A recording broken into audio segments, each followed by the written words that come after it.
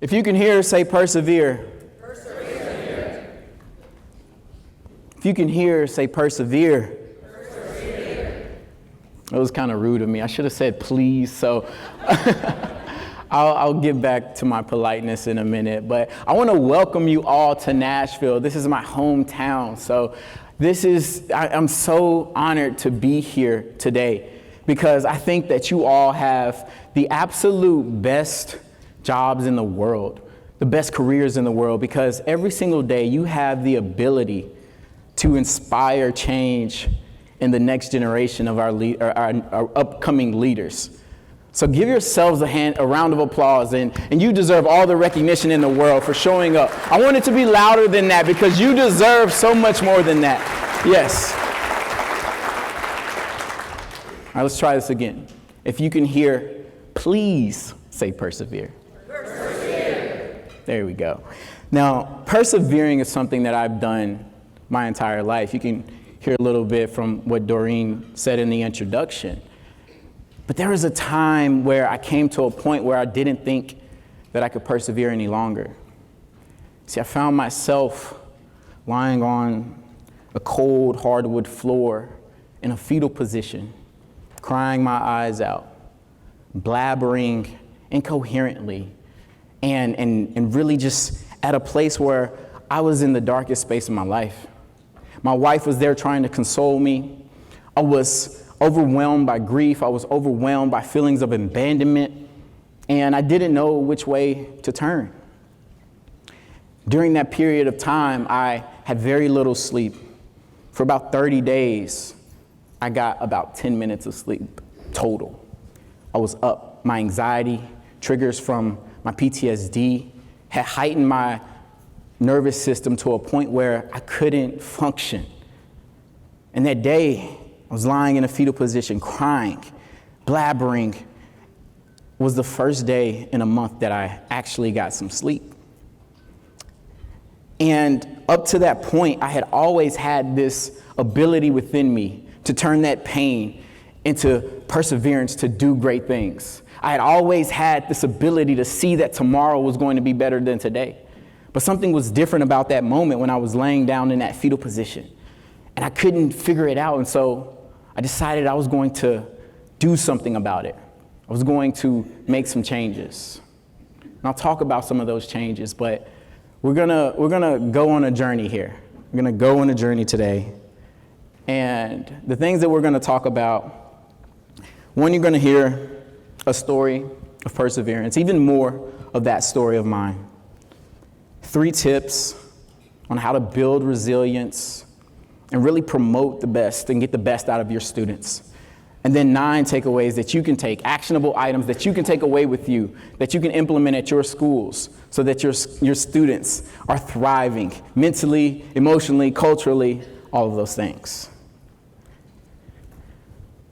A powerful story of perseverance. Like I said, Nashville is my hometown. Been here my entire life, born, raised, educated, and employed. And the Nashville that you flew into is a little different than the Nashville of the late 1900s when I grew up.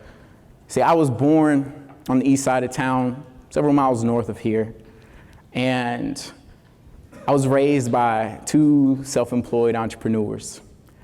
I like to say my mom, she was in the business of making people look good as a cosmetologist and barber. And my dad, he was in the business of making people feel good as your local neighborhood drug dealer. And that was the environment that I grew up in. There was drugs, gangs, violence. In fact, my mom, bless her heart, she was only 14 years old when she had me, a baby, probably in 9th grade, if some of you are teaching or have 9th graders in your school about that age. And I think she was actually in competition with my grandmother, who had her at 15. And so there I was, this little boy growing up with a 14-year-old mother and a 29-year-old grandmother. Oh man, that was a lot. And my grandmother, she had her struggles. She had addiction problems, and that impacted the way that I was brought up. things that I will never even remember, but they're scars on my body and scars in my mind that will always tell that story. I remember some of my earliest memories are of me being handed a bottle. And not a bottle to drink from, but a bottle to pee in, so that someone in my family or someone around me could use my urine, my clean baby urine, to pass a drug test. That was the environment. And my dad, he was absent most of the time because he was busy. He was a self-employed entrepreneur. He had to work, and I grew up longing for that attention from my dad. I grew up wishing that he was the father that I could tag along with and be the shadow of all the years of my childhood. And I would rarely see him, and when I did, it would be him dropping off a pair of shoes and leaving, or him picking me up for an hour or two, smoking in the car, and then dropping me back off. And then one day, I was 8 years old, and I was staring at the TV, and I saw my dad's face. And I had, at first, this feeling of excitement, thinking my dad made it, he's a superstar. No, my dad had committed some very egregious crimes. And so next to his face were a bunch of bullet points of all the things that he had done, including possession of drugs, intent to sell, possession of firearms, attempted homicide. And then since I was 8 years old till a lot longer, or until my adult years, I didn't see my father. Not as a free man, at least. And that had a huge impact on me coming up. But in the absence of my father, my paternal grandparents, they stepped up. They were the godsends that I needed them to be. And I think with their love, their unconditional love, and I stress that word unconditional because that's something that I don't think I felt from anyone else, was unconditional love. I got love from other people, but it was always contingent upon what I was doing for them or how I could help them. But my grandparents, they gave me love, they gave me support, and they showed it, they expressed it. And I think with that relationship, I think it saved my life.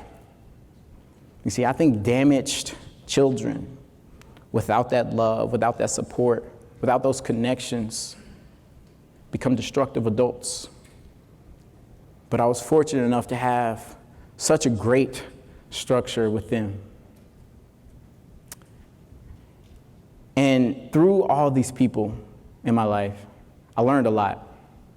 I learned what to do, had a lot of good street sense. I learned what not to do. And that drove me to these three goals that kind of propelled my life early on. It was one, graduate from high school. Neither one of my parents graduated from high school, and I thought that if I did something just a little bit different, then maybe my life would look a little differently.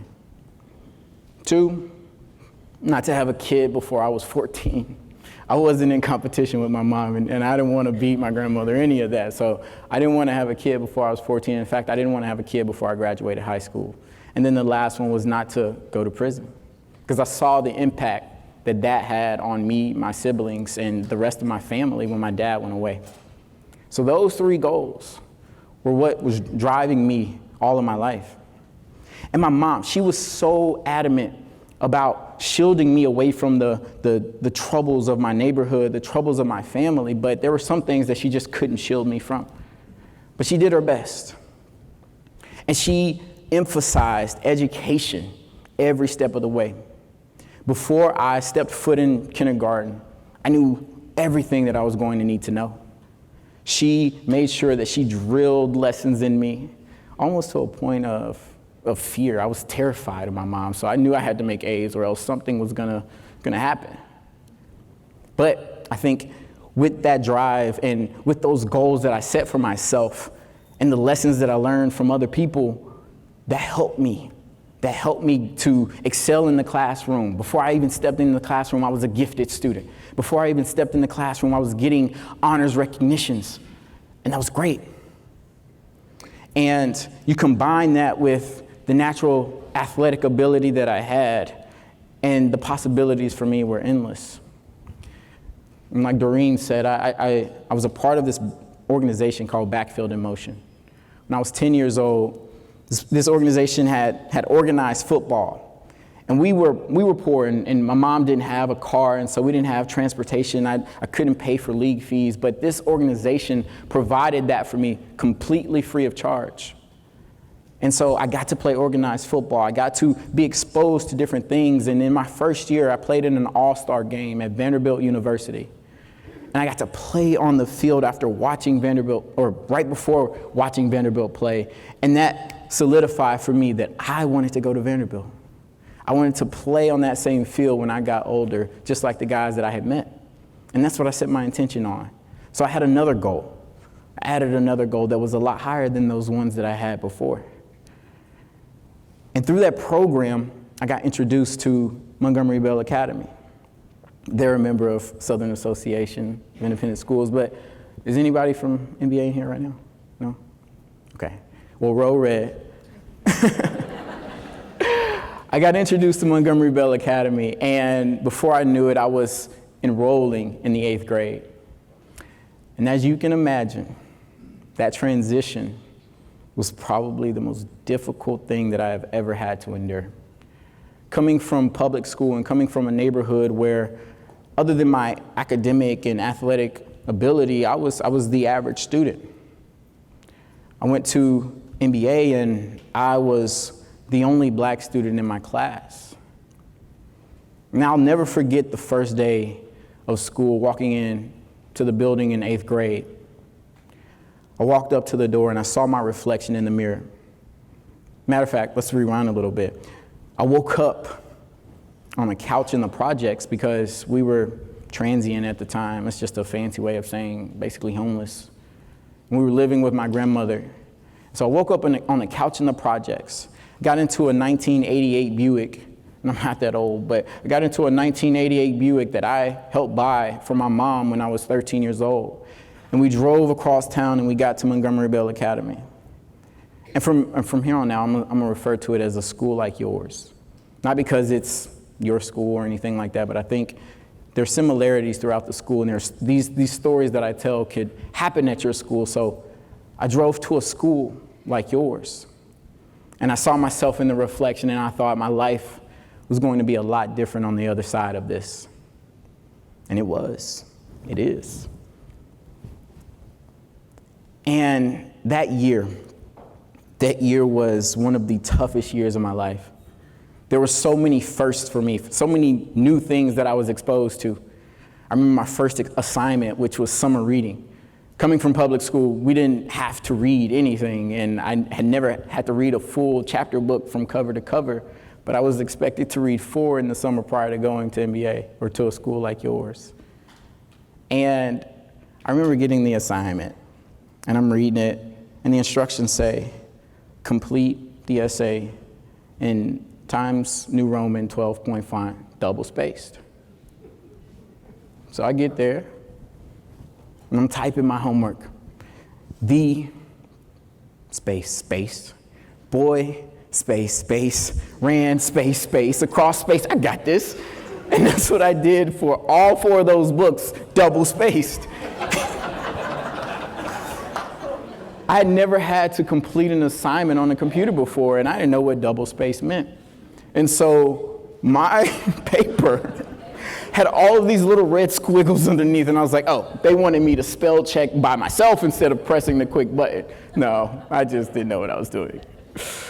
But that was my first assignment, and that just highlighted some of the differences in the worlds that I was living. I was literally living in 2 different worlds. I would wake up in the morning, I would put this mask on, and then I would drive across town, be in this environment that was unlike anything that I had ever experienced in my life, come back to the hood, take the mask off. All the while, I was being judged over here as the poor black kid from the hood. And everybody knew my story, but no one really knew my story. And then over here, I was being judged as the black kid who went across town and sold out. And it was just so exhausting going back and forth to where I got to a point where I thought, I'm just gonna go back to public school. It's gonna make things a lot easier for me. I don't want to have to experience two different worlds and have to understand all that. Like, I'm 13, I just want to have fun. I just want to play. I'll go to school and do that. And so after that, feeling that exhaustion, and then realizing, when I got to a school like yours, I had this realization that the life that I had lived before and the life that I came home to was vastly different. In that same class where I wrote, double-spaced everything, it was an English class. I had an early creative writing assignment. And in that assignment, I decided to write about an experience that I knew. I wrote about boys from the hood who went to a national AAU basketball championship in Orlando, Florida. And this is loosely based on reality, because we never won any games to make it to a championship, but I used some names from some people that I knew, and we played basketball. But one of the characters in the story was D'Angelo. And D'Angelo hit the game-winning shot at the championship and was carried off the court on everybody's shoulders and cheering loud, and it was amazing. And in the story, I wrote that D'Angelo came home and told his mom about the experience, and that his mom was so proud of him. And then I received my paper back with a decent grade on it, with a comment that said, "Great story, but don't you think that D'Angelo's mom would have been at the game had it been the national championship?" That part didn't seem quite realistic to me. And that word realistic really stuck out to me because that was real for me. I played football and other sports from 10 years old till college, and I can count on probably all my hands and maybe a few of my toes on how many times I could look up into the stands and see somebody that was there for me. And so that part was realistic, but then hearing that made me think about all the other things in my life that I had normalized that weren't quite real, right? It was real, it was normal for me to see a teenager who had been murdered. I have friends who didn't make it to 18 years old. It was normal, it was real to see that they're not gonna be fathers in the household. A lot of them are behind bars. That they're gonna be a bunch of teenage parents. Or I tell the story that my mom was 14 years old to some schools, and they're just like, well, my mom was 13 and my mom was, but that wasn't real and normal in the other world that I was living in. And so it made me rethink all the things that I thought were normal.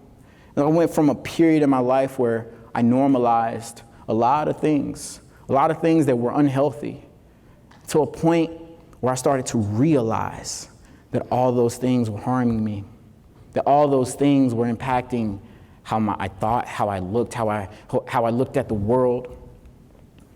And I tried to process those things, but I was still developing and I was still realizing, and it was a shock every time that I would be introduced to something new. After that 8th grade year, I was done.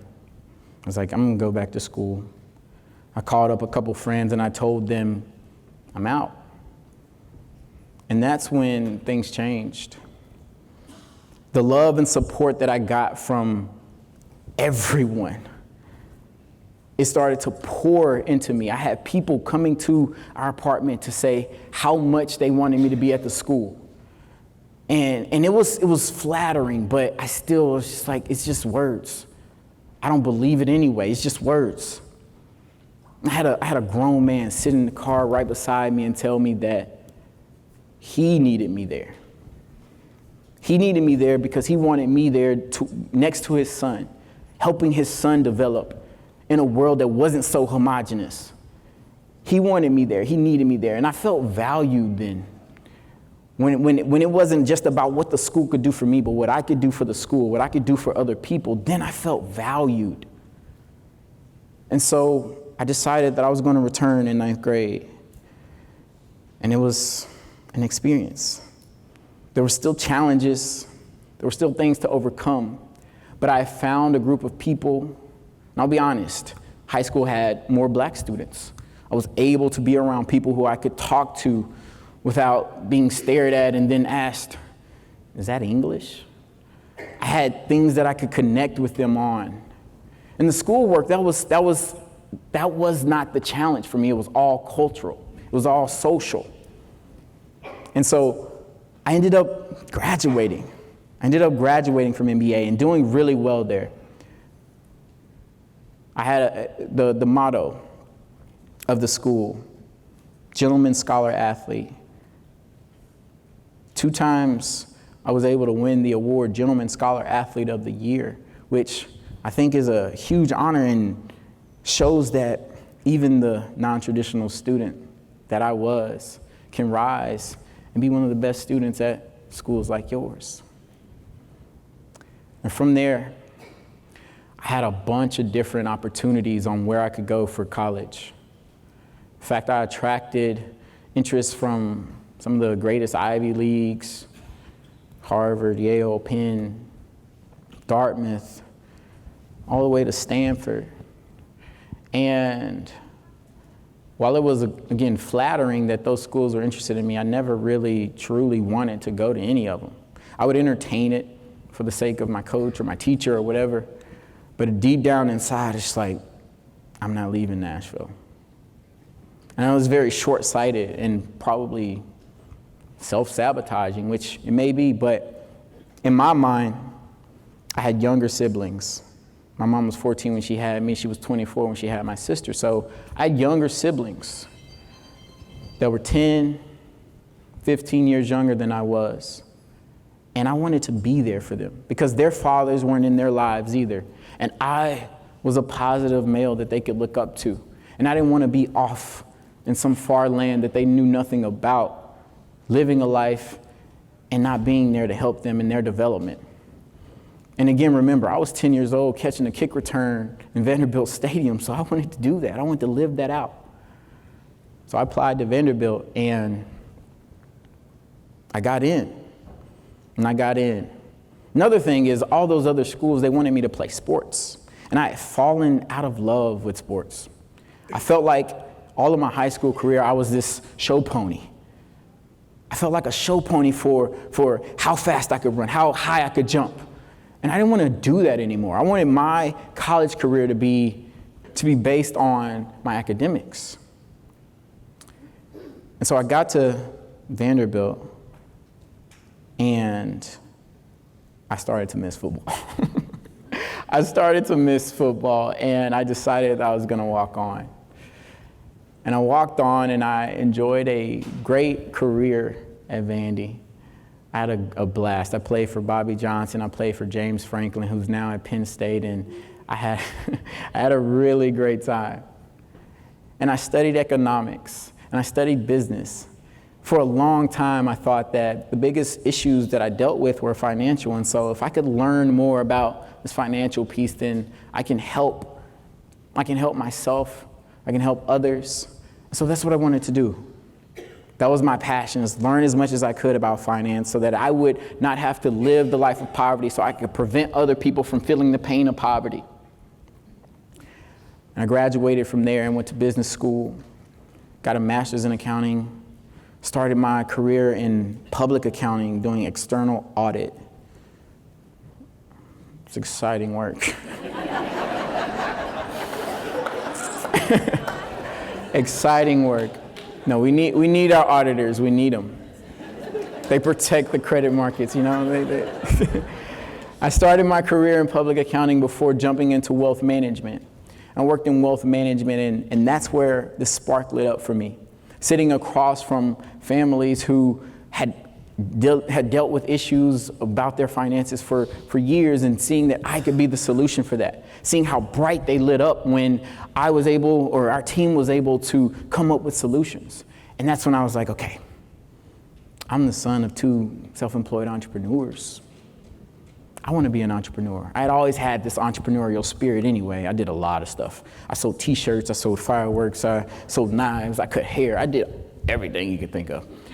And so I decided that Rose Creek Wealth Management was what I was going to name it. And the name comes from a poem that Tupac wrote called The Rose That Grew from a Crack in the Concrete. And in that poem, he describes a rose growing out of a crack in the concrete, and through all the perceived impossibilities, through all the obstacles, poor soil, little light, barely any water, that rose grows. And when we look at the rose, it may have damaged petals, it may be a little rough on the edges, but you don't ask, why does that rose have damaged petals? You marvel at its tenacity to reach the sun because you know what it came through. And I felt like that epitomized my life, and I wanted to work with people who also had similar stories in that. And so in 2018, I started Rose Creek Wealth Management. And that was going really well. I was being recognized for all the work that I was doing. I was top 100 in finance, Black 40 under 40, Nashville Business Journal 40 under 40, Nashville top 30 under 30, all these different things. That was great. And then I found myself lying on the cold hardwood floor, crying my eyes out. How did I end up there with all of this great stuff that was going on? You see, during that period of time, I'd had so much dysfunction going on around me. I was 6 months into marriage, and that was going well. That was probably one of the highlights of everything that was happening. I was 6 months into starting this business, and I was a month into finding out that my grandmother, one of the parts of that unconditional love that I felt, was diagnosed with terminal brain cancer.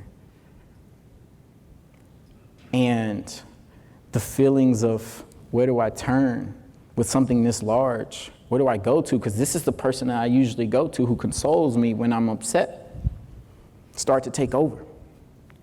And on top of that, I had a lot of things going on with other people around that situation. Do I wake up in the morning and I hear, I'm gonna kill him? Homicidal threats from people that I loved about other people that I loved, and I'm like, how did we get in this situation? And that's all of those things brought back this trauma, brought back these feelings that I tried to avoid, that I had suppressed for so long. I pushed down. It brought all that back into a point where it just exploded. And it exploded on that floor.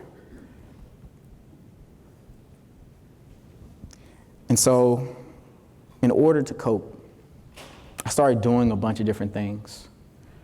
I started journaling. After that episode, I got up and I went to the doctor, and I told my primary care physician that I needed some help. And another thing that I did, that I had been doing, but I got more intentional with, was yoga. I've been practicing yoga for now 7 years, and yoga had become such a huge part of my life. And before I even knew the impacts of yoga, it had already started to change the way that my brain was operating. It started to change some of that chemistry that had been disrupted by the traumatic past that I had. And during the midst of all this turmoil, I decided I'm going to become a certified yoga instructor as well, so that I could then pour into other people the way that my teachers had poured into me. And so now I do, y'all probably trying to keep up with all the things that I do. I don't sell knives anymore. I don't sell, but I wrote a book and I started to become a yoga teacher. And the book talks about my life, perseverance through severe dysfunction, acronym PTSD, or talk about the trauma that has led to the PTSD that I live with, the anxiety, the depression, the things that I go through. Talk about the highs and the lows, the goods and the bads. Talk about that entire journey. And then in my yoga classes, I incorporate all of that. And the thing that I want to use today is an analogy from my yoga classes and how I open up my yoga classes. And that's what I want to share with you all. In my yoga classes, I try to create this environment that makes everyone feel welcomed. There are a couple of things that I do. It's safe environment. I make sure that When I get them into a child's pose, it's usually the first 5 minutes of class, I put them in a child's pose. And if you're familiar with yoga, you know what that looks like. But basically your toes are together behind you, you're on your shins and your knees, and you're lying down on the ground like that. I'll demonstrate it.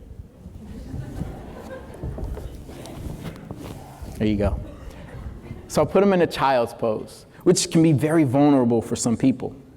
So the first thing that I do is I reinforce the safety of that environment that they're in. And I do this through my actions and through my words. I let them know that while you're down here, I'm staring at the doors, you're in a safe space, you're in yoga, the doors outside are locked. Right? I let them know that the people that they're around are safe, that this is a judgment-free zone. I want you to know these things. I want you to repeat these things in your head so that you don't feel like you're unsafe, because not a lot of growth and development happens in that unsafe environment. The next thing is I don't make assumptions. I never make assumptions about anything that they've experienced prior to coming to my class. I don't make assumptions about anything that they've dealt with. And so part of that is, I don't know whether or not if they want to be touched. So I say, I'll be offering hands-on assist in this class. But if you choose not to be touched for whatever reason, I will respect that. Can you raise your hand? And right, everybody's head is down, so they feel safe that no one's going to judge them in the class. And if they don't want to be touched, I respect that, and they raise their hand. I don't assume anything about their yoga abilities. I don't assume anything, so I give them options. You can do everything I say, or you can lay there. It's up to you. But what I do want, I want you to breathe, and I want you to remain present, physically and mentally. Everything else is extra. And then lastly, we make connection. We make connection to the ground, called grounding. Some of you may do it in the morning. Some of you may do it throughout your day. We ground down to presence each other, to presence ourselves. We connect to the breath. I lead them through guided breaths. And then we connect to each other. Like when we started clapping earlier, right? That was connection with each other. We were all doing something. There was vibrations within this room. We connect with each other. And so those are the 3 tips that I want you all to take with you. First, create a safe environment. Safe environment. Let me tell a story. When I was in 8th grade, there was a guy named Jake the Jokester. Jake the Jokester was an 8th grader at a school like yours. And he came up to me and he said, "Hey, Reggie, do you want to hear a joke?" Naive, I'm like, okay, let's hear it. What's the difference between a black person and a bag of shit? The bag. Insinuating that black people were merely waste. And I felt so bad. I felt that my being was bad. I felt that everything that I was just horrible, because this is what someone thought about me. And if he thought this, then maybe they thought that, because they were laughing. And so, who do I turn to in a situation like that? I didn't feel safe. I didn't feel comfortable turning to anyone, because the teacher in the class never said anything when he called me boy. They didn't say anything when they were doing a lot of the things that when they were picking on me. And so I didn't feel safe taking this egregious issue to them. And so what did I do? I bottled it up. I don't want your students to have to experience anything like that. So create a safe environment. Maintain your commitment to physical safety. Right? That part is easy for a lot of us. Some of us are in neighborhoods that are really safe. Some of us have gated schools, right? The physical safety is something that is easy, but what is difficult? Promoting emotional safety. Emotional safety is what may be a little different for some of you all, because we grew up in a time where we didn't talk about emotions. We didn't have, we came to school to learn, and that's what we did. But if a student at your school isn't emotionally safe, that's going to dampen the impact that anything that the teacher's saying to them. They're not going to be in an environment that fosters that learning, that growth and development. So you have to promote a safe, emotionally safe school. And then lastly, culturally safe. It says inclusion means intentionally fostering cultural safety. And this is the Southern Association of Independent Schools. And I know the history of the southern part of the United States. And even I drove here from close to downtown Nashville, and I had to pass a bunch of Confederate flags that used to sit behind a huge bust of Nathan Bedford Forrest. And I had to make that trip every day for school, actually, in high school, without even really knowing the impact of that. But I can only imagine if I stepped onto a campus, what it would feel like culturally for someone like me, for someone from a different background who doesn't come from that traditional cloth that the rest of your students come from. Promoting cultural safety means intentional efforts that are pervasive throughout every aspect of your school. You can't just limit it to admissions. It has to be admissions, marketing, finance, all these parts, because that is what intentionality looks like. I've got a couple of ways that you can do this at your school, creating a safe environment. Talking about the emotional safety. Employ a full-time professional dedicated to mental well-being. It surprises me that with all the resources that schools like yours have, that this isn't already implemented at every school. A person with a salary who is there, who isn't doing 5 other jobs, but is there for when your students need to express, when your students need someone to support them mentally and emotionally. Next, this goes really under all buckets, but mainly in the cultural safety bucket. Allow for anonymous input and then take action. I can't tell you how many times I've been back on campus at a school like yours and with a group of people from non-traditional backgrounds, and there are so many things laid out on what could be better. And then there's no action taken. And I can't tell you how many times I've spoken to faculty and staff at places like yours, and they say they have all these great ideas, but they don't feel comfortable sharing those ideas with you. And so they don't, and you're not even able to take action. So maybe if you create a safe environment for those things to be reported, and then without defense, without feeling offended by anything that is said or written, you take action, knowing that the end goal is a better environment for your students. And then lastly, mental health days. In destigmatizing mental health, we have to treat it with the same respect that we treat physical health. If I had got sick, you would tell me to stay home from school.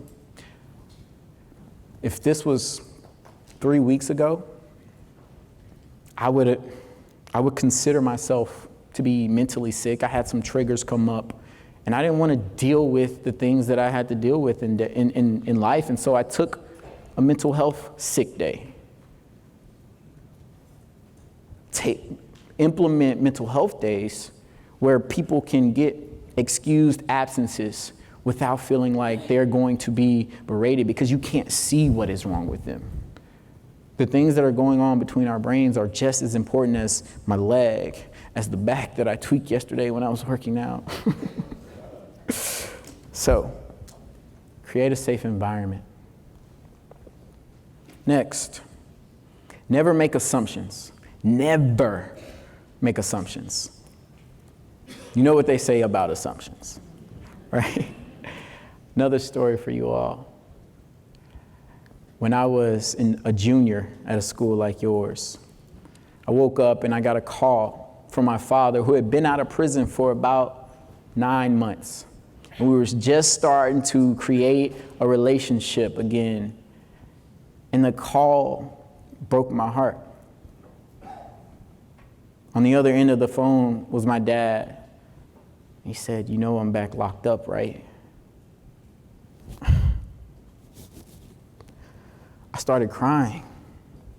I started bawling. And I didn't want to do anything that day. I didn't want to go to school. I didn't want to have to practice. I didn't want to have to see anybody. I didn't want to smile. I didn't want to do anything. But I had to. So I drove to school. I had this big bottle of Gatorade. It was a jug of Gatorade, actually. It was a huge jug of Gatorade. And I put it down on the table where my friends were sitting, kind of circle table like these today. And I told my friends, "Hey, nobody touch my Gatorade. I'm going to go get my food." So I go, I get my food, and I come back. And I see my best friend across the table from me with his head down, smirking, drinking my Gatorade. And I was so pissed off. I threw my entire plate of food at his face. Yeah, it's funny. It's funny. I threw my entire plate of food, hash browns, sausage, biscuit, ketchup, jelly, all at his face. And then we started to scuffle. We ended up in a fight. And if you had not known anything about me and you had assumed that I just took Gatorade really seriously, I'm actually trying to get a Gatorade sponsorship, so I take Gatorade seriously. You would have assumed that, I was just a bad student or I liked Gatorade, but no, it was so much deeper than that. It was 8 years of not having my father there that was triggered that moment. It was years of feeling abandoned and rejected. It was all of that, and I had to come and show up and be here. That's what exploded that day. And so I was able to communicate that with some people, and they listened, and they understood. And I had a reputation prior to that to where not many people made the assumption automatically that I was just that serious about Gatorade or that I was a bad student. But what does never making assumptions look like?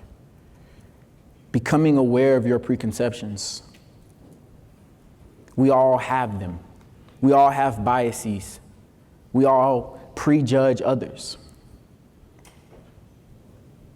Some of you may have seen me prior to getting on this stage and had no idea what I was going to talk about. Didn't know I was going to be the speaker today and probably had a thought in your mind when you saw me.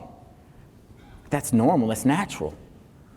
But become aware of those things, because that awareness then allows you to change the way that you think and act a little differently. And maybe you create a safer, more equitable environment once you become aware of your preconceptions. This is something that I learned from my book when I shared it with former teachers of mine, is that you have to understand that even your best students will have struggles. I have folks who knew nothing about my story, nothing about the things that I had dealt with prior to coming to a school like yours. And they thought that I was just another kid from their neighborhood. But no, I was dealing with so much more. I had the challenges that the school presented to every student, plus the challenges of living in two different worlds, plus the challenges of the trauma that I was facing. So realize that even your best students, sometimes your perfectionists are the ones that are going through the most. And then lastly, some of y'all are going to be like, no, there's no such thing as a bad student. There are students who are traumatized. There are students who are grieving. There are students who woke up and found out that their parents are getting a divorce. One thing that I always say to people is that no matter what your trauma looks like, see, my trauma may be severe to me, it may be super severe to you, or it may not be severe at all on your situation. And that's great for having compassion for others. but it's not great when you're dealing with it. And so we all have these baselines of the worst things that we've ever experienced. 14 years old, having my best friend killed, that set the baseline really low. And so when I turned 17 and something happened, it's like, right? But for you, you may not have had that experience, and so your baseline was set here, and then, right? We all are dealing with something. And in students and young people who are developing, they may not have the words to communicate what they're dealing with. And so their word, or what would be words, turns into action, turns into behavior. And so while you think that student is bad, while you think that student doesn't care, they actually care. And they're screaming out to you through their behavior, help me. Now, how can you, on your campus, not make assumptions? Create a regulation toolbox for teachers and students. What is a regulation toolbox? Talked a little bit about regulation over here earlier. Regulation is when I become dysregulated. I'm upset. My nervous system is heightened. I need resources. I need tools. When I'm in a clear state of mind, I can come up with those all day long. I love walking in the park. I love being by running water. I love doing yoga. I can come up with a long list of things. But when I'm in the storm, it's nearly impossible. So to have a regulation toolbox that a teacher can see, that I can see, that my friends can see, that, do you want to go on a walk? No? Okay. You can have a list of different things that helps regulate you. And if you need help building those out, I can share my list with anyone. Second, hold a school-wide mindfulness practice daily. Right? I never assume what my students in my yoga class have gone through prior to coming into class. And so we ground, we breathe, we become mindful, we presence ourselves. Had I not gone straight to breakfast and instead had a moment to reflect, or had someone that cared or showed that they cared, maybe that situation wouldn't have happened. And mindfulness is just presence. It's just knowing where you are, knowing that you're safe where you are. It can be breath exercises. It can be visualization. I say mindfulness and not meditation because some people have some pause with meditation and yoga and what it looks like religiously and different things like that. But for me, it's a mental health thing. So maybe you do this over your PA system or in advisory. We had advisory every morning for about 20 minutes. In advisory, maybe we have 5 minutes of mindfulness, 5 minutes of reflection, 5 minutes of something so that you can allow whatever happened prior to coming to school, the night before, the day of, to wash away so that they can show up fresh. Oh. And then lastly, minister baseline well-being evaluations. For every sport that I've ever played, I get a physical. In order to destigmatize mental health, we must prioritize our mental health with the same respect that we give to our physical health. And so if you know what a student's baseline is, if you know what a person's baseline is, then you can know when they're dysregulated. You have to come back. These things are not static. They have to be dynamic. You have to come back to them.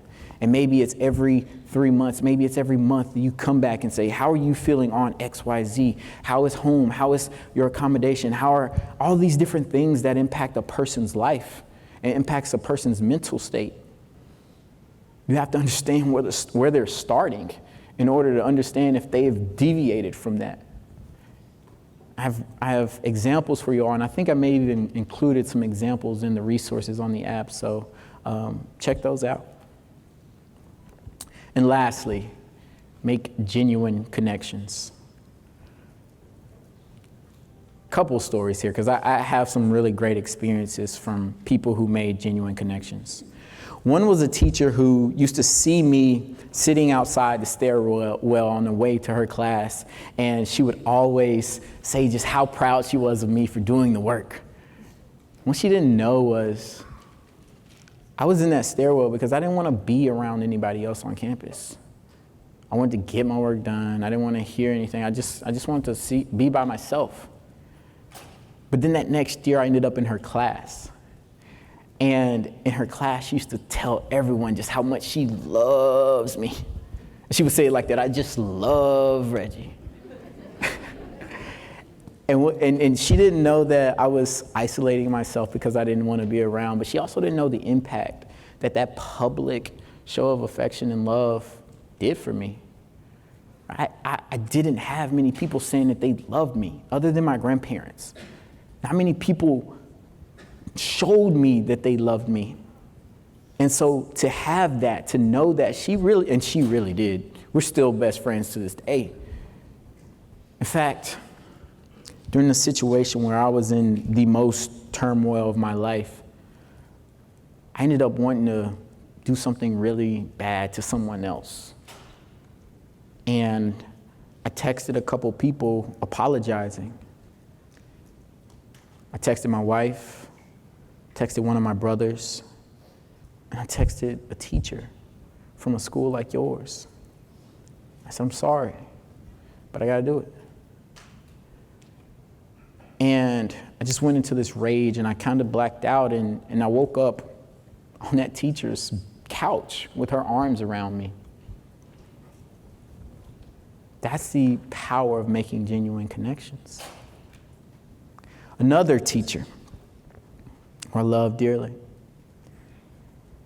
In her class, we had an assignment where we had to describe where we were from and our lineage and different things like that. And that was a challenge for me. I didn't really have too many people to go to ask that question to. But I did have an aunt that was kind of our family historian and things like that. So I got the information.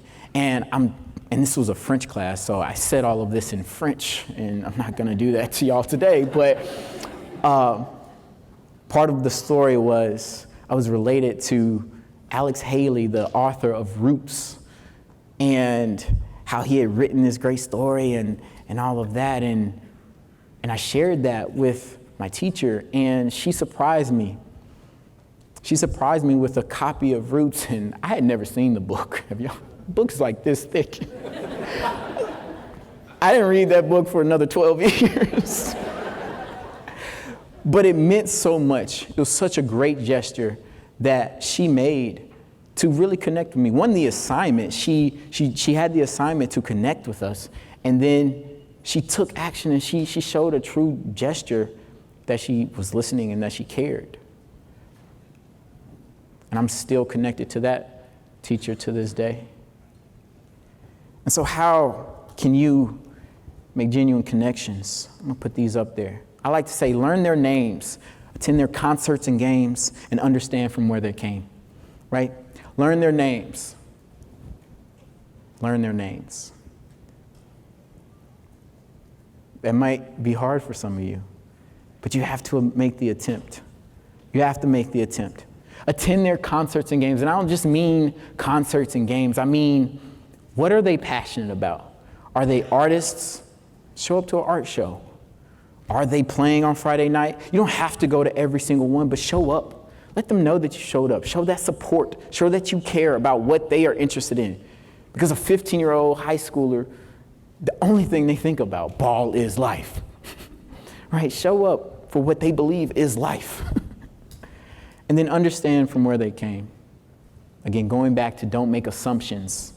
Don't make assumptions that you know. How can you do this? Learn something unique about each student that you encounter.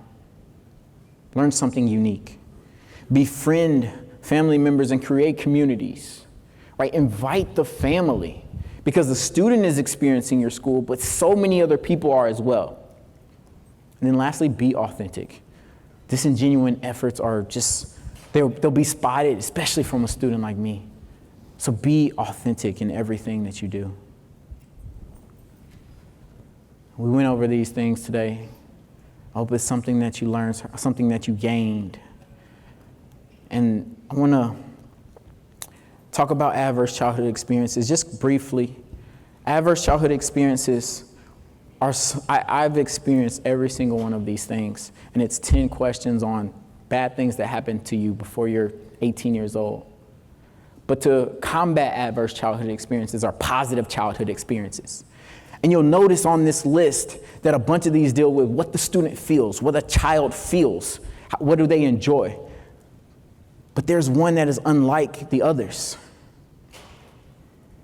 Had at least 2 non-parents who really cared, who really took genuine interest in them.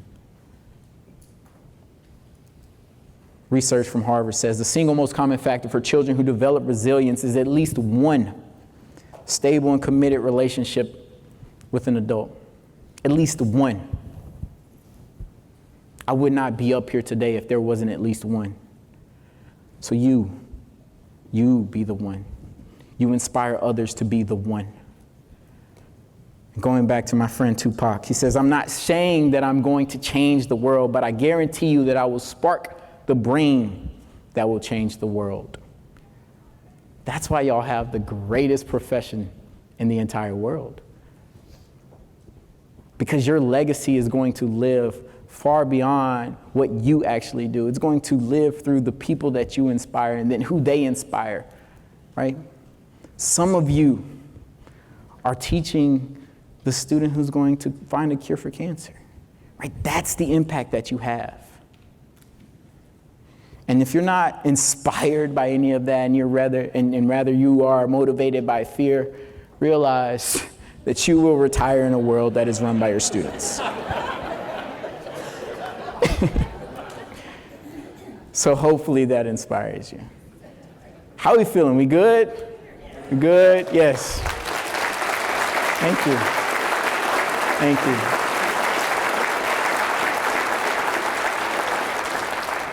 I want to give a special thanks to some special people who allowed me to be up here, who made all of this possible. So Deborah Wilson, Elizabeth Maglio, Abby Schultz, all of you, Lori Spear, Anna Taylor, thank you all, and thank you to everyone who made this possible. Without y'all, it wouldn't be. So let's give it up for them.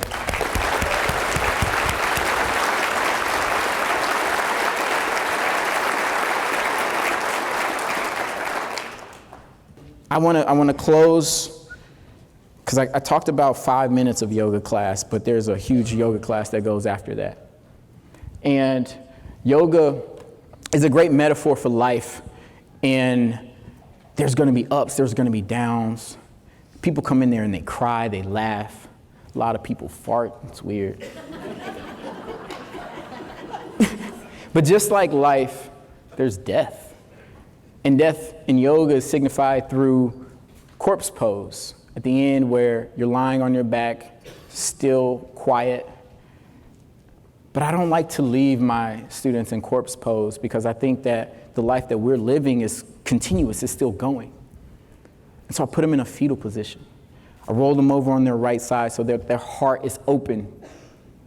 And fetal position signifies rebirth, new opportunities, new possibilities. And I'm reminded of that fetal position that I found myself in when I felt like the world couldn't get any darker. And I knew that that was just a point for new possibilities and new opportunities, like being here with you all today. Thank you so much.